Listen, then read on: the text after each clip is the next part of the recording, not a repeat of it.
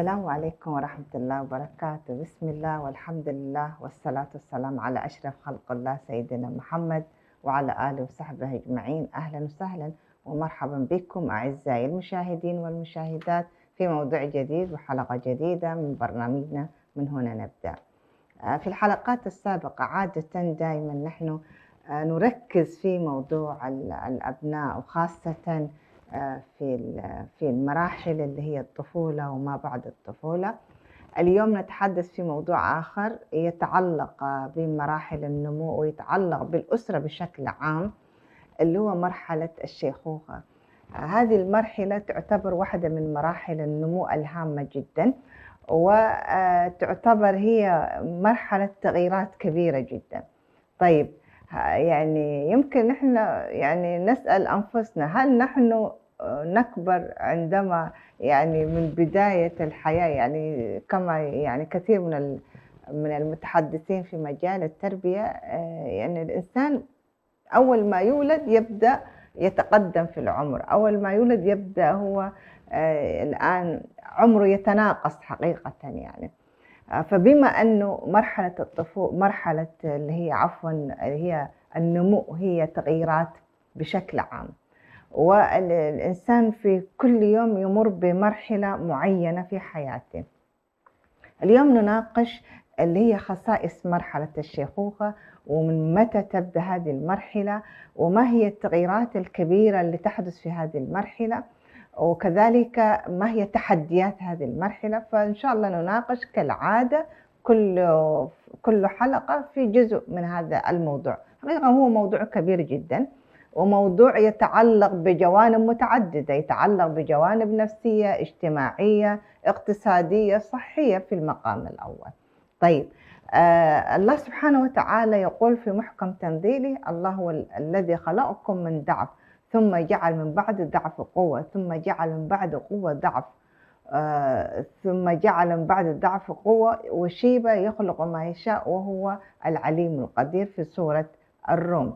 هذه الآية توضح لنا أن الإنسان سبحان الله كيف يتدرج، كيف يمر من طور إلى طور، من ضعف إلى قوة، من قوة إلى ضعف، ومن ضعف هكذا. هذه المراحل اللي هي المتغيرات فيها سبحان الله بتظهر أكثر في مرحلة الشيخوخة. هذه المرحلة يمكن التصنيف العالمي، منظمة اليونيسيف وضحت أنه مرحلة الشيخوخة المبكرة، طبعا عندنا الشيخوخة المبكرة، الوسطى، المتأخرة، هكذا في مرحلة الطفولة كذلك. عندنا في الطفولة المبكرة، الطفولة الوسطى، الطفولة المتأخرة، ويشمل جميع المراحل. طيب، في الطفولة اللي هي مرحلة الشيخوخة المبكرة، بناء على التقسيم العالمي تبدأ من سن 60، وأحيانا بتكون هي نتيجة خاضعة لقوانين ونظام دولة. كل دولة ربما يكون عندها تصنيفها الخاص بها، لكن هذا هو التصنيف العالمي بالنسبة لمرحلة الشيخوخة. هذه المرحلة يسموها بعض العلماء المرحلة الذهبية، مرحلة التغييرات الكبيرة جدا. هذه المرحلة قد الإنسان لو وظفها بطريقة صحيحة وعاش بطريقة فيها جودة الحياة، قد تكون هذه من المراحل الهامة جدا، من المراحل اللي فيها عطاء كبير جدا، مرحلة فيها اللي هي الاستقرار، مرحلة فيها اللي هو النضج الكامل. طيب، هذه المرحلة اللي هي مرحلة الشيخوخة يكون فيها هنالك تغييرات كبيرة جدا. هذه التغييرات نحن إن شاء الله اليوم نتحدث فقط في الجانب الصحي، الجانب البيولوجي، ماذا يحدث للإنسان في هذه المرحلة. هذه التغييرات الكبيرة اللي تشمل لنا جميع أجهزة الجسم، الجهاز العصبي، تكون في تدهور في الوظائف، نجد أن الإنسان يبدأ تتأثر ذاكرته، يتأثر تركيزه، كل المقدرات أو القدرات المعرفية تتأثر. فكل ما الإنسان تقدم في العمر يبدأ حتى القوة الجسدية كلها تتأثر. في الجانب العضلي اللي هو الجانب الحركي يبدأ هنالك يكون في تراجع، يعني يجد الإنسان يبدأ كل ما تقدم في هذه المرحلة العمرية تجد أنه يكون في صعوبة في التوازن، يصاب ببعض الأمراض اللي هي الخشونة، يصاب عنده يكون يعني صعوبة في الحركة، وهذه الأشياء تتأثر كذلك ببعض الأمراض إذا كان هذا المسن أو هذا الفرد اللي وصل هذه المرحلة إذا كان يعاني من بعض الأمراض المزمنة، هنا تكون التغييرات والتأثيرات أكبر. يحدث كذلك التغيير في الجهاز الوعاء، الجهاز القلبي، تتأثر عضلات القلب والأوعية اللي هي الأوعية الدموية، ويحصل في أحيانا يحصل تصلب في الشرايين. ونجد كثير من الحالات اللي نعرفها يمكن من أقرب الأقارب والأهل، نجد أن كثير من اللي هم اللي أقربائنا كان سبب وفياتهم يعني يكون عنده مشكلة ضعف في عضلات القلب، أو حصل له مشكلة في اللي هي مشكلة في الشرايين والجهاز الوعائي بأكمله. كذلك تحصل مشكلة تغييرات كبيرة في الجهاز التنفسي، في يصاب الرئتين تقل كفاءتها ويقل هنا يعني أدائها مقارنة بالمراحل السابقة. فنجد أنه يكون هذا المسن عرضة للالتهابات، يكون سريع التقاط لكثير من الأمراض المعدية وهكذا. يشمل كذلك هذه التغييرات تشمل الجهاز الهضمي، يؤثر في الهضم، يكون عنده يعاني من عسر الهضم يعني، وهذا ما نلاحظه يعني دائما كبار السن عندهم مشكلة في الجهاز الهضمي، القولون العصبي، يكون عنده مشكلة، يبدأ يعني يبعد من الأكل البهارات يعني اللي كان هو زمان يأكله في فترة الشباب وغيرهم. هذه التغييرات كذلك تصيب الجهاز الهيكل العظمي، ونجد أنه يكون يعني حقيقة تدهور في المفاصل، كل الأشياء اللي ذكرناها، بالإضافة للجهاز الحسي.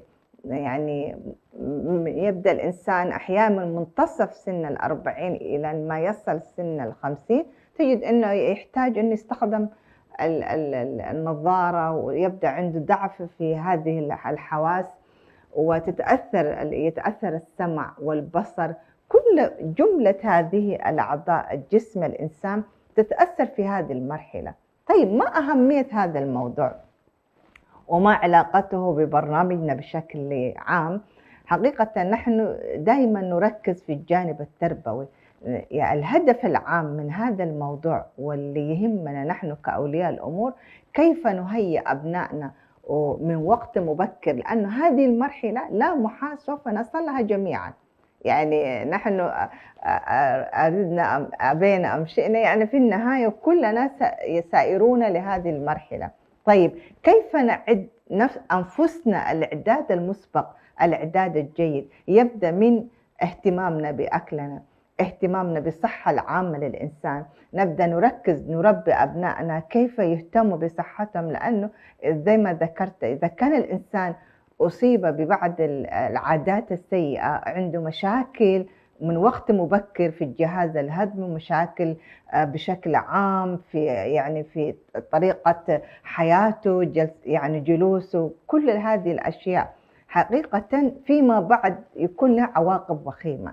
فنحن كأولياء الأمور ونحن كمرشدين يجب أن نربي أبنائنا، ويبدأ أن نوعي أبنائنا ونرشدهم ونوجههم إلى هذه المراحل المقبلة. يعني فيبدأ الإعداد المسبق دائما، الإعداد المبكر يقي الإنسان من أشياء كثيرة جدا، وهذا ما نلاحظه حتى في مجتمعنا بشكل عام. تجد هنالك، وهذا ما يسمى بالفقر بموضوع العمر الرقمي والعمر البيولوجي. في بعض الأخوة يكون عمره مثلا في 65 عام، وفي أخ ثاني يكون عمره مثلا 49 بداية 50، لكن يكون في فرق ما بين الاثنين. هذا عمره الرقمي في الستينات، لكن عمره البيولوجي قد يكون عمره في الأربعينات. فهذه المفارقات لها علاقة بالوظائف العامة للجسم، بفاعلية خلايا الجسم والصحة العامة للإنسان. صحيح هي تتأثر كما ذكرنا في حلقات السابقة، النمو يتأثر بالعوامل الوراثية، عوامل التغذية، عوامل البيئية، وبالتالي كل هذه العوامل إذا نحن حقيقة وجعلنا يعني مبدأ الوقاية من وقت مبكر، نستطيع أن نحمي أنفسنا، نستطيع أن نخطط لهذه المرحلة من وقت مبكر، وبالتالي نكون نحن على الأقل نخفف من بعض الأمراض اللي يكون أحيانا الإنسان عرضة لها مثلا يعني الأمراض المزمنة، وهذا يكون باتباع الغذاء الصحي، العادات الجيدة من رياضة، النوم، يعني يكون في أوقات مريحة أو يكون النوم الكافي. كل هذه العادات نحتاج نحن نربي أبنائنا ونقرص فيهم الاهتمام بصحتهم الداخلية والخارجية من وقت مبكر جدا. هذا ما يتعلق في هذه الجوانب، التغييرات بشكل عام، التغييرات الفسيولوجية، التغييرات التي تتعلق بكل أعضاء الجسم. حقيقة يمكن يعني الأخوة والأخوات المشاهدين هذه التغييرات نحن نعيشها ونلاحظها، وقد تكون يعني يمكن نمر بها، لكن هي من باب إن نحن كيف نقى أنفسنا. هذه الجزئية يعني ناقشنا في هذا الجزء إن شاء الله، وفي الحلقة القادمة سوف نناقش إن شاء الله في الجوانب الأخرى التي تتعلق بهذه المرحلة الذهبية، والمرحلة تعتبر من المراحل الهامة في حياتنا. وصلنا لختام حلقتنا، إلى أن نلقاكم في حلقة القادمة إن شاء الله ونكمل حديثنا. نستودعكم الله، والسلام عليكم ورحمة الله تعالى وبركاته.